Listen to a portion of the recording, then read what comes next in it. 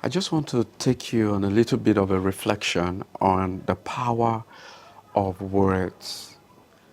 What I've just said is not new to your ears or to your heart.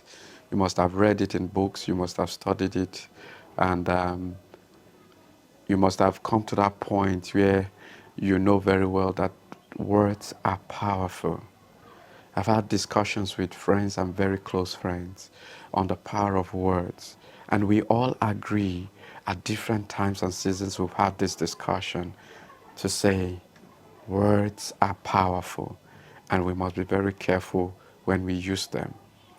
As a Christian, when you read Proverbs chapter 18, verse 21, it tells you that the power of life and death is in the tongue.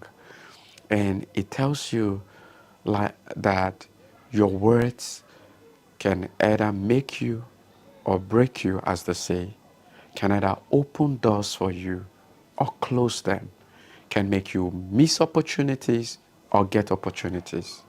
Words are powerful. But then looking deeper into it, it means that words, not just words that come out, words that are said with intentionality or with carelessness can actually build or destroy. Have you ever paid attention to what you're saying? But where this discussion hits me so strong was that for the past few weeks I've been reflecting on what we call people. For example, you call somebody my husband, my best friend, my soulmate, my wife, my child, my son, my daughter. These are words that we use, but sometimes we don't know that these words carry power. And as we speak them out, we enable them, we give them much authority, even over our lives. And let me break that down for you. Do you know when you call somebody my husband or my wife, what it does to you is that it brings responsibility on the person you are giving that name or that title or that role, the words that you spoke. If you say somebody is your husband, it brings responsibility on that person.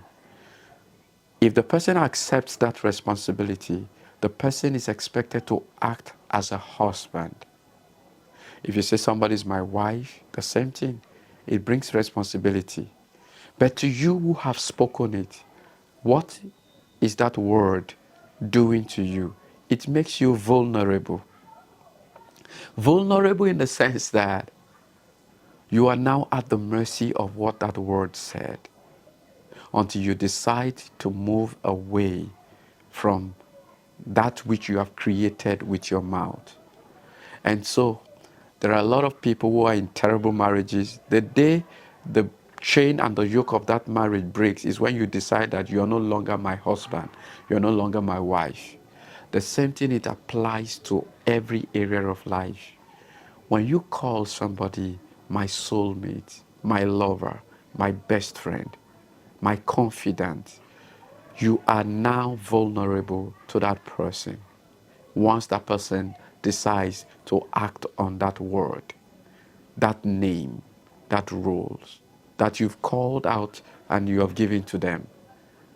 And that is why it is a day to reflect deeply about the power of the words you've spoken or the name you've given to somebody, that word you used.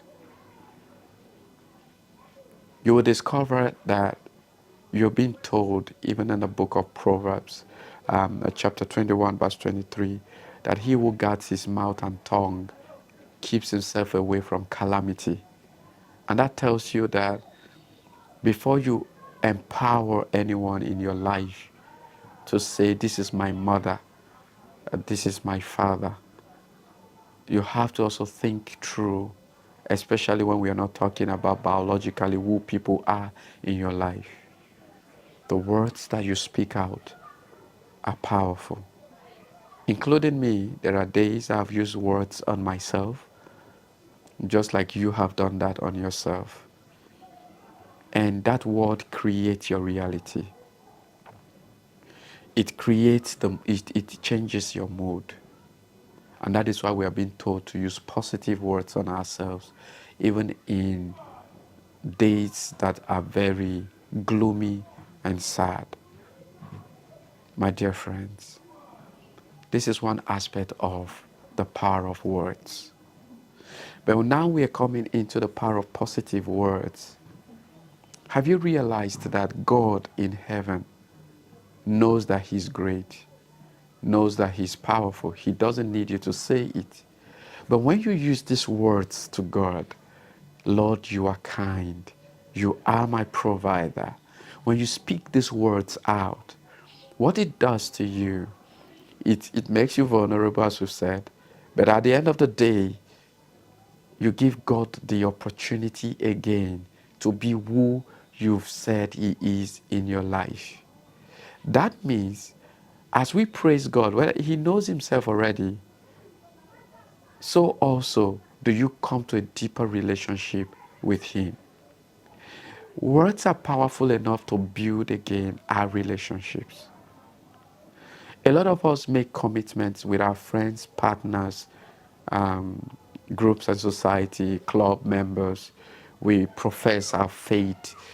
We profess love to people. Some do it on their wedding day. You wait to say, I will love you and I will cherish you, for better, for worse. I take you as my husband or as my wife. But I'm talking about days where you can use the power of words to deepen your relationship. I know you love your partner. Can you say it out so that they can hear you? I know you care about your friend. Can you say it out so that they can hear you? Because sometimes people know that you care, but it is like music. It helps the soul when it comes out of your mouth, especially when people were not expecting you to say what you needed to say to them. And that is why you see the word I love you is powerful. And it's much more powerful when it comes unexpectedly to someone you care about and you say it with intentionality. There is a rippling effect. It energizes the person not to be vulnerable completely, but to do more of who they are in your life. Mind you, I know who I am, but hearing it come out from you helps me to push more, because it gives your partner, your friend, your pastor, your priest, the persons around you, this notification that you watch them and you cherish them for who they are. I have used the power of positive words to be able to get into the hearts of men and women, boys and girls, by simply saying words like, I know you are not a bad child. You're not a bad girl. I know you are good on the inside. And I see the walls of their hearts cracking up and they're letting me in. I've heard words like, thank you. That means a lot to me. You see, anybody can give out money. Anybody can give out whatever they want to give out materially. But to intentionally scribble out words through text messages on cards, or to say it out to people, intentionally looking at them, saying it in their faces, it carries a whole lot of healing. It carries power. It carries grace. You may not have tried that. Can you just give out a surprise package of words, positive words, either in form of gratitude, either in form of encouragement, either in terms of feedbacks, whatever word, how you want to bring it out, feedback, gratitude, encouragement, you would realize that your words are powerful. So I'm inviting you into the space where we can decide that for the rest of today and this week and this month and this year, you want to commit yourself to using words, words that are powerful enough to bring transformation. And whoever you're going to be using those words on, make sure that you're ready, that you may be vulnerable, but you may be making impact. My dear friends, this is just the tiniest part of the reflection about the power of words. People know who they are, but can you voice it out again? It cements your relationship. It builds them up. I've enjoyed such relationships coming from friends and families where they tell me who I am, what I've done. They use these words and I know the rippling effect. Listen to me.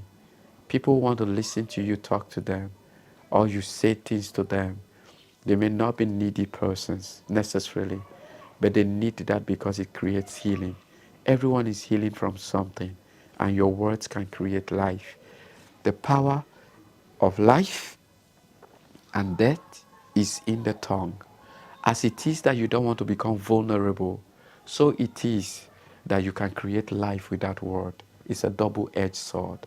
So while you don't want to empower people to destroy you, you can empower people to create life for you. I don't want to tell you you are my provider so that tomorrow you mock me. But then I can also tell you, you are my provider. And I thank you for being a provider. And it will create more life for me because you will now have the responsibility and the encouragement to do more for me.